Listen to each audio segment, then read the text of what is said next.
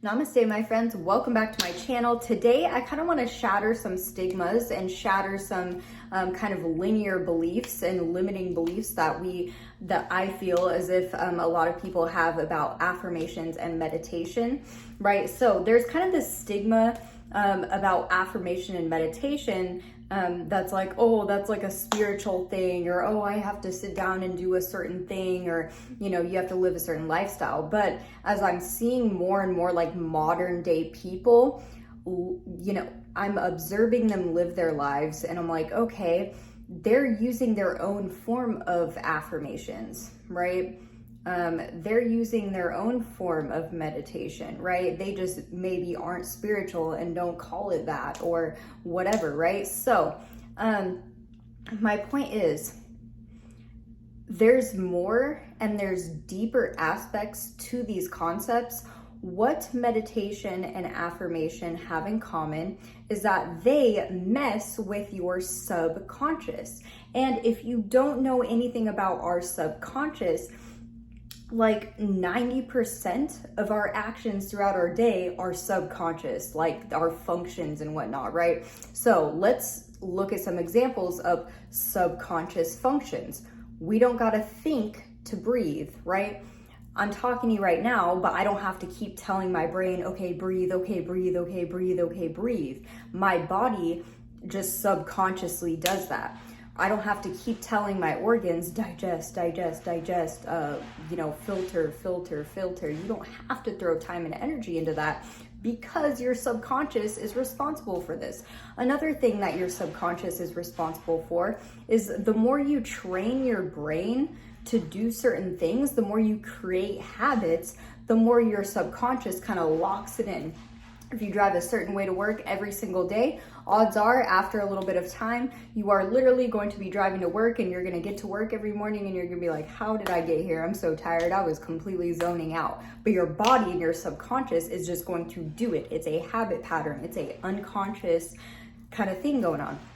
So what meditation and affirmation have in common, what they can do is they can help you retrain your brain and retrain your subconscious, right? So if you're affirming certain things, then your subconscious is going to start taking that in, and then your outer reality is going to start reflecting your subconscious. Your subconscious plays a huge part in what you are able to manifest. It plays a huge part in the energy that you give off. It plays a huge part just in our lives, just in general. If you have not done your own research about this concept of the subconscious mind and the conscious mind and their functions, please go do that. A good person to listen to or read his books and whatnot is Dr. Joe Dispenza. He talks a lot about the kinesiology aspect of our body and how it correlates to basically our mind, our energy, our brain.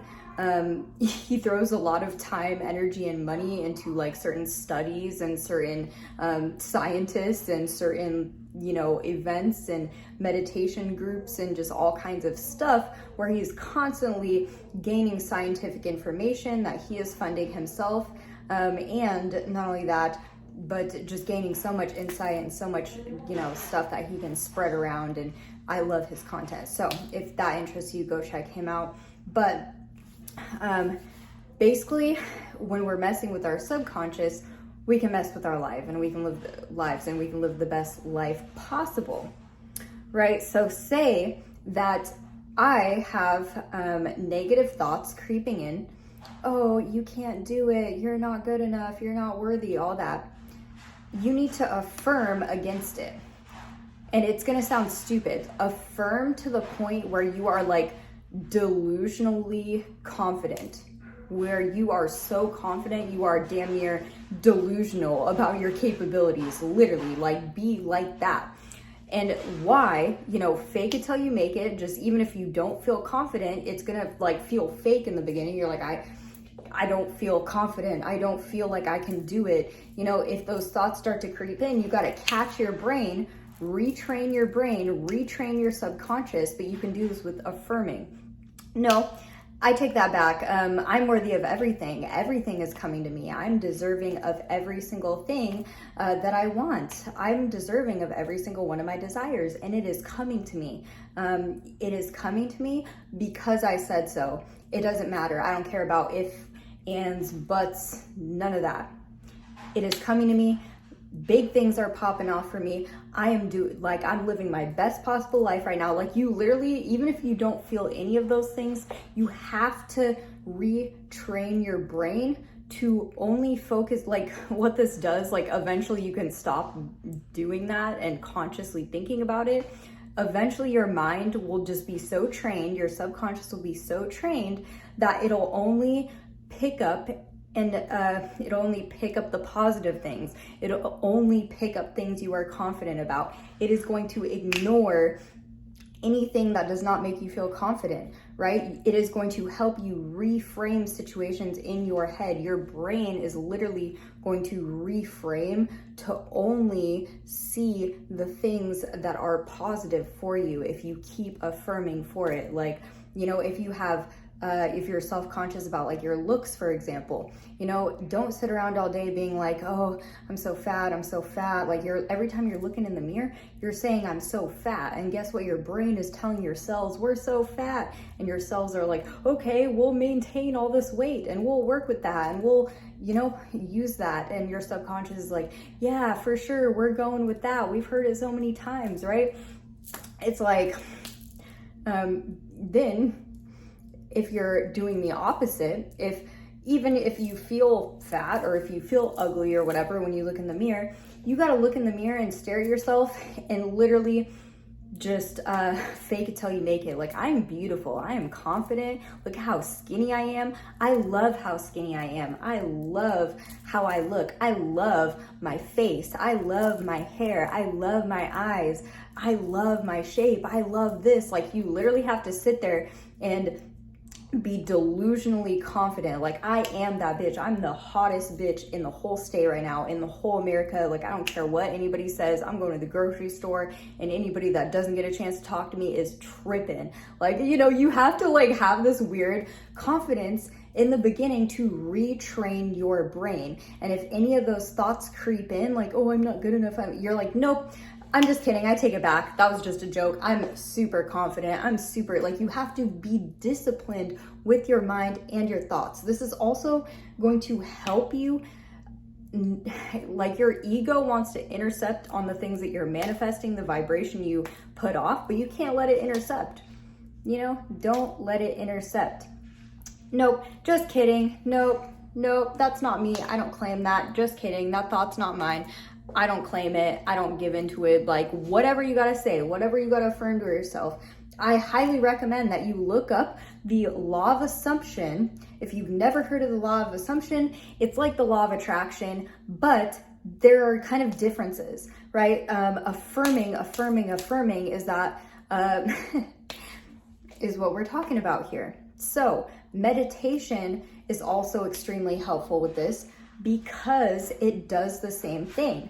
Say that you want to release some childhood trauma. You can actually go into meditation and mess with your subconscious. You can go into a meditation where you go back in time and visualize what you were doing when that trauma happened and whatever you needed. So say that a trauma happened and you were so scared, you felt so alone, you felt so abandoned, you felt so traumatized. You can visualize and experience and feel this whole situation of you being there as an adult and you being the one that protects them or saves them or makes them feel loved or makes, your younger self makes yourself feel loved. Like, I'm here for you. I love you. Like, give yourself a big hug as a child. Like, nobody can hurt you anymore. Like, I'm here. Like, do talk through it. Do whatever you feel intuitively drawn to do with your inner child to, and as you're going through this, it seems silly, like, oh, I'm just thinking about it and clearing karma. Like, how does that work? Like, no, it's more about your subconscious. It's more about messing with your subconscious patterns, your subconscious behaviors, because by doing this, you are messing with your subconscious in a way that we probably can't even comprehend fully, to where your subconscious is basically like, oh, okay, we're releasing this stuff. We can take those feelings that we bottled up for so long and we can finally release them because, you know, I've mentioned in my previous videos, sometimes our brain, like our subconscious, can't tell the difference. All it knows is vibration and frequency. So if we're feeling, if we're having emotions, that is vibration, that is frequency. It's not so worried about what is tangible, it's worried about our feeling and our emotions. So if it feels that we are experiencing a closure to those traumatic situations, oh, never mind. We don't have to be on edge anymore. We don't have to be triggered by these anymore. We don't have to do all of this. And we can release all of this. We can just let that stuff go. All the reasons why we're so triggered from this, all the issues in my adult life that were stemming from this childhood trauma, we don't have to experience that anymore. So I'm releasing it. I don't know if that makes sense. I don't know if it sounds a little esoteric or whatever, but it's totally true, right? Like, do some research about psychology and messing with your subconscious, and it can, you know, work wonders. Definitely also look up quantum healing hypnosis technique if you've never heard about that. Definitely look up Mrs. Dolores Cannon if you've never heard of her. She is like one of the top hypnotherapy specialists, you know, pretty much ever. Past life regressionists, I should say. Very fascinating content, books, you know, videos, discussions, all kinds of stuff that she has. She is unfortunately deceased now, but she left behind some really awesome research and some really awesome stuff, if this is what interests you. So, you guys, I'm gonna wrap it up. It was a little bit longer than I thought. I just randomly thought of this. It just randomly popped into my head while I'm kind of thinking about the questions people are asking me and how people kind of perceive this concept. So yeah, if this helped in any way, shape, or form, go ahead and give me a big thumbs up.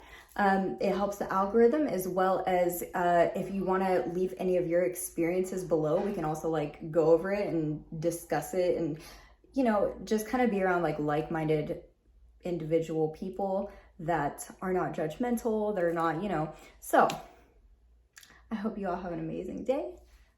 Until next time, namaste.